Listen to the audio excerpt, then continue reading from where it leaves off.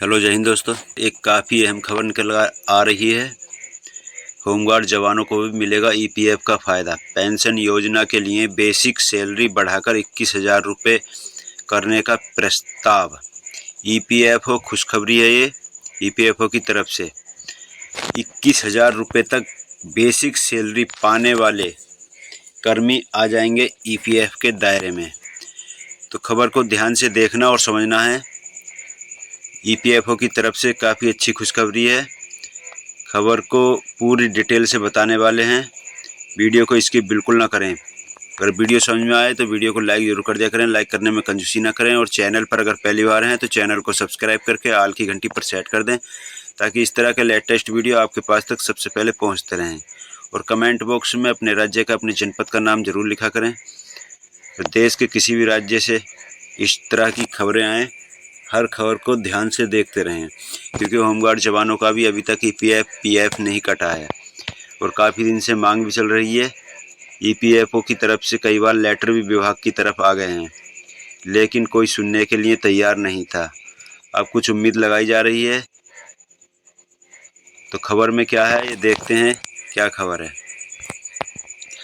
दिया है पेंशन योजना के लिए बेसिक सैलरी बढ़ाकर 21,000 रुपये करने का प्रस्ताव। तो मैं इसे जूम करके दिखाई देता हूँ। दिया है, एक न्यूज एडिशन है नई दिल्ली का। दिया है, आम बजट में सरकार सामाजिक सुरक्षा कवरेज को बढ़ाने के लिए बड़ा कदम उठाने की तैयारी में है। बजट में कर्मचारी भविष्य निधि संगठन ईपीएफओ के लिए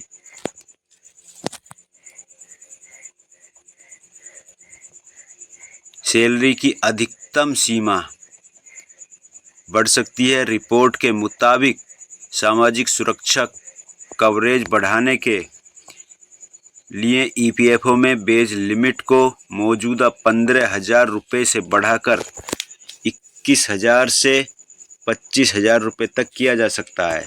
ईपीएफओ में वेतन सीमा को बढ़ाने का प्रस्ताव कई वर्षों से ठंडे बस्ते में पड़ा था। अब श्रम व रोजगार मंत्रालय ने इस प्रस्ताव पर दोबारा विचार किया है और वित्त मंत्रालय के पास भेजा है। तो ये काफ़ी अच्छी खबर है। जिन कर्मचारियों का पीएफ नहीं कट रहा है अब तक, कुछ हेडलाइन है वो मैं आपको समझा देता हूँ। ये दिया है एक हेडलाइन, तो घट जाएगी हैंडलाइन सैलरी। हैंडलाइन यानी कि इन हैंड का मतलब होता है जो खाते में आती है, यानी कटने के बाद जब कटौती होगी तो ये जाहिर है कि कटने के बाद कुछ कम तो हो ही जाएगी, लेकिन उसमें कर्मचारियों का कुछ भविष्य बन जाता है जब पीएफ कटता है। तो दिया है, जानकारों का कहना है कि वेतन सीमा बढ़ाने से सरकार और निजी क्षेत्र दोनों पर वित्तीय बोझ काफ़ी बढ़ जाएगा, क्योंकि इससे नियोक्ता की ओर से ईपीएफ और ईपीएस में किया जाने वाला योगदान काफ़ी बढ़ जाएगा। इससे रिटायरमेंट के बाद कर्मचारियों को अधिक पेंशन मिलेगी, पर उनकी टेक होम सैलरी यानी इन हैंड सैलरी घट जाएगी।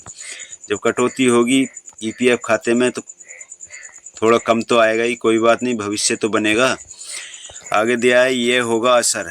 ये भी एक हेडलाइन है। क्या असर होगा इससे? नियोक्ता की ओर से किए गए योगदान का 69.4% ईपीएस कुल बेसिक सैलरी का 8.33% में जाता है।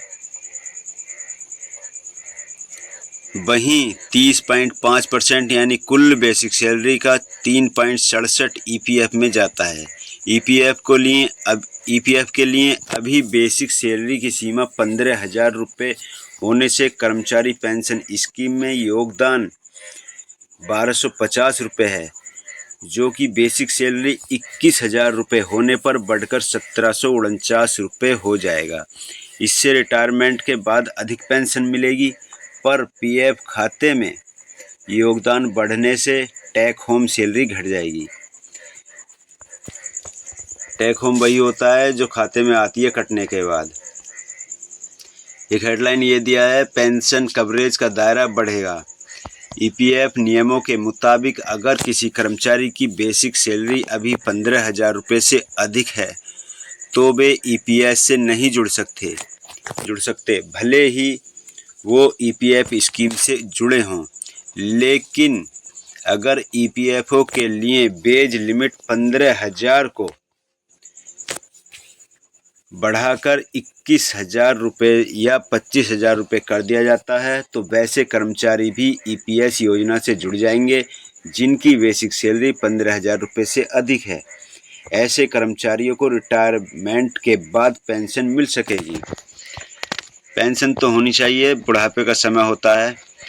ये भी एक हेडलाइन दिया है, लाखों श्रमिकों को होगा लाभ। तो किन किन श्रमिकों को होगा ये सभी कुछ इसमें बता दिया। अधिकारियों ने बताया कि यदि सरकार अधिक से अधिक श्रमिकों को सामाजिक सुरक्षा के दायरे में लाना चाहती है तो इस दिशा में आगे बढ़ना होगा। अनुमान है कि बढ़ी हुई वेतन सीमा से लाखों श्रमिकों को लाभ होगा क्योंकि अधिकांश राज्यों में न्यूनतम मजदूरी 18,000 से 25,000 रुपये के बीच है। अभी भी 15,000 वेतन सीमा की वजह से ऐसे कर्मचारी पेंशन, बीमा जैसे सामाजिक सुरक्षा से वंचित हो जाते हैं। होमगार्ड जवानों की तो बेसिक सैलरी भी 18,000 है, लेकिन अभी तक ईपीएफ के दायरे में नहीं लाया गया है। उम्मीद लगाई जा रही है कि हो सकता है इसमें अगर जवानों को शामिल कर लिया जाए तो जवानों को काफ़ी फ़ायदा होगा। फ़ायदा क्या, भविष्य हो जाता है कुछ जवानों का। कोई भी कर्मचारी हो, जवान ही क्या, जिनका पीएफ कटता है उनका थोड़ा भविष्य हो जाता है। बच्चों की शादी है, घर बनाना है, इस तरीके का, या कोई आकस्मिक खर्चा पड़ जाता है, उसके लिए ये फ़ायदेमंद होता है। दिया है ईपीएफ में कितना करते हैं योगदान, कितना योगदान जाता है कर्मचारी की ओर से दिया है। कर्मचारी और नियोक्ता दोनों ईपीएफ खाते में मूल वेतन प्लस महंगाई भत्ते का समान रूप से 12% योगदान करते हैं। यानी कि 12% कर्मचारी की तरफ से जाता है और 12% जहाँ जिस विभाग में कर्मचारी कार्य करता है उस विभाग से 12%, कुल मिलाकर 24% पीएफ में जाता है। कर्मचारी का पूरा योगदान पीएफ खाते में जमा होता है। वहीं नियोक्ता के योगदान का 8.33% कर्मचारी पेंशन योजना यानी कि ईपीएस और 3.67% पीएफ खाते में जमा होता है। तो ये सभी कुछ सामाजिक सुरक्षा के दायरे में आता है। ये सभी कर्मचारियों का हक बनता है, इसलिए हर कर्मचारी का ये आना होना चाहिए और हर कर्मचारी को इसके दायरे में लाना चाहिए। सरकार को जल्द से जल्द इस पर कदम उठाना चाहिए। इससे रिलेटेड जो भी न्यूज़ आएगी मैं आपको प्रोवाइड कराने की कोशिश करूँगा। अपना ख्याल रखें, अपने परिवार का ख्याल रखें। चलते हैं, फिर मिलेंगे अगले वीडियो में। जय हिंद।